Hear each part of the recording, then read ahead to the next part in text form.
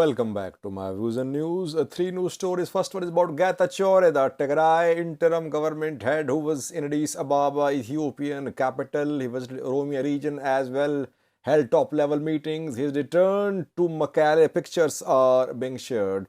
Secondly, who was accompanying Getachew when he returned to Mekelle? And was this trip to Addis Ababa successful?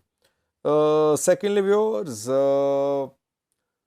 an Oromo tribal elder has died who was beaten by security forces.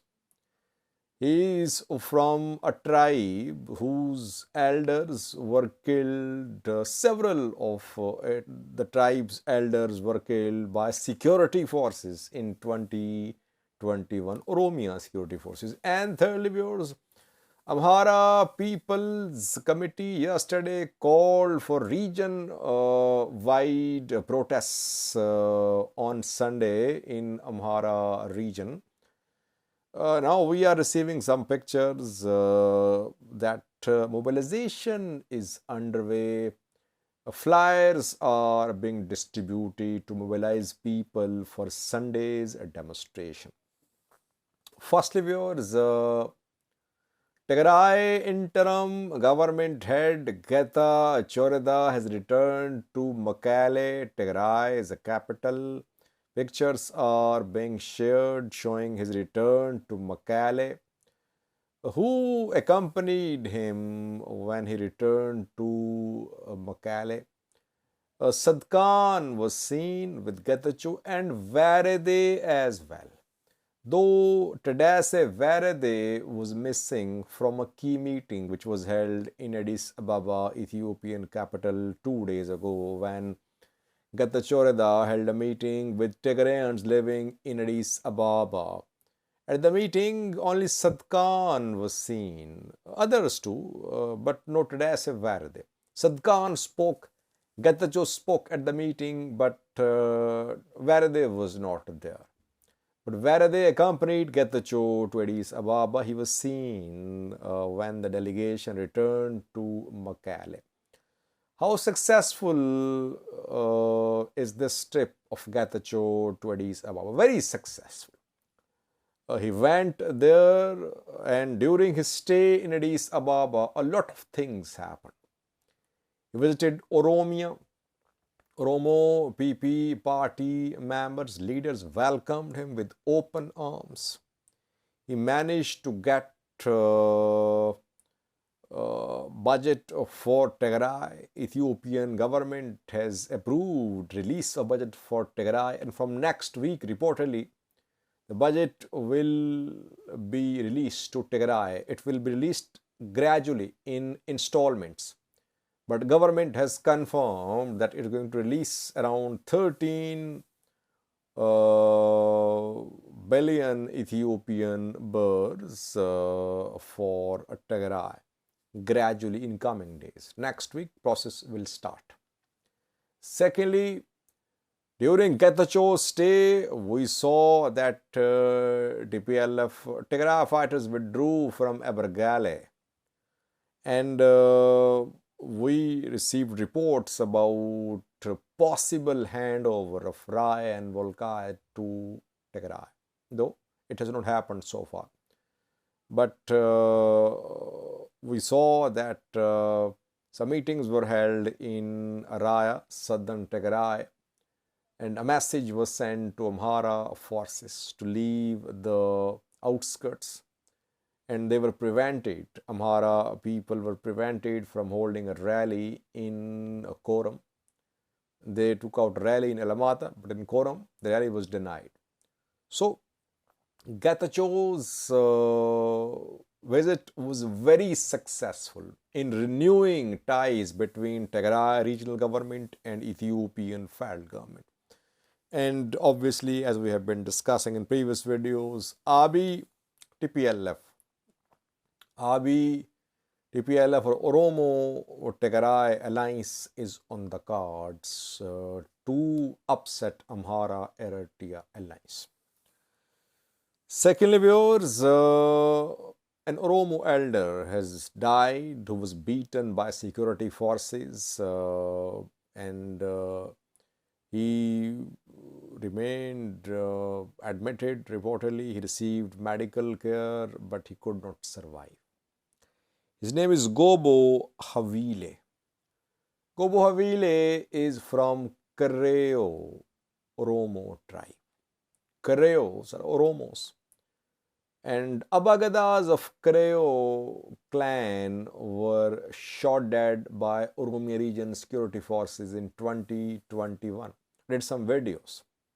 Back then, Oromia government accused Oromo Liberation Army that OLA fighters were behind the killing of Kareo elders. OLA, in a statement, denied the attack on Kareo elders.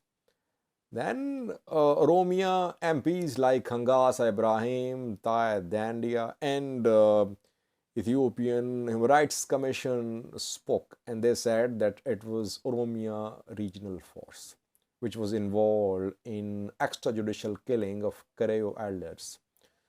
Oromia government announced to take action against security officials who extrajudicially killed Kareo elders. No action has been taken so far, reportedly. Rather, efforts were underway for a settlement between security forces and Kareo elders. Now, another Kareo elder has died. He was successor to those Kareos who were shot dead in 2020. Gobo Havile. And he was shot dead in Ishava zone, Fintale district. These Kareos are facing dual challenge. Security forces killed them, and they claim that Amhara fighters from neighboring Amhara regions also enter Ishava and attack Kareo territories and Kareo people. So from Amhara region and from Oromia security forces, these Kareos are faced with challenges for their survival. Lastly, viewers, Amhara region of Ethiopia, where we know that anti-government sentiment is rising, though there is no leadership in the region to cash in on this sentiment, to lead the people. People are angry with the federal government, with PM Abiy, with the Oromia government on several issues. Especially the most recent issue, the new issue is dissolving of Amhara Special Force. All regional special forces are being dismantled. And this idea is being opposed by some groups in the Amhara region. Earlier, Fano was dismantled, largely disarmed in most parts of the Amhara region.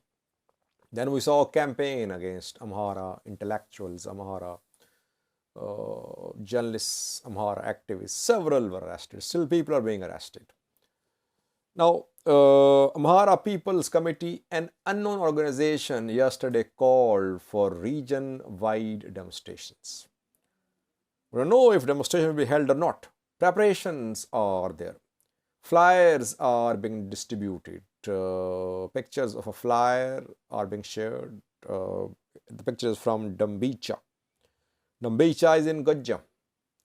In Bahirdar, flyers are being distributed. Messages, social media messages are being sent. A code of conduct is being finalized. Code of conduct is being shared with likely participants. People are being told to come with pamphlets, banners, flyers with messages about Amhara unity, about release of Zamine-Kasi, about opposition to the dismantling of Amhara Special Force, about alleged genocide of Amharas in Valaga and other parts of Ethiopia, about displacements of Amharas from Valaga. And people are being advised to be peaceful. They're being told to report at main towns squares at 2 p.m. local time. different timings are being shared. Let's see, will there be a protest, region-wide protests in the Amhara region on Sunday? We'll see. Will the government allow the demonstration to be held? If government allow the demonstration to be held, it would be a very strong signal from Amhara regional government to Ethiopian federal government that Amhara government is not happy with federal government's decisions. If Amhara government decides to launch a crackdown on protesters, it means the government, Amhara regional government, is hand in glove with Ethiopian federal government, and that decisions made by the federal government will be implemented by the Amhara regional government. Decisions like dismantling of special forces, if special forces are dismantled, other decisions made privately, not made public, could be implemented too, like handover of Raya and Volkayat to TPLF. So a lot will happen after tomorrow's demonstrations. Will demonstration be allowed to be held? We'll see in coming hours. I think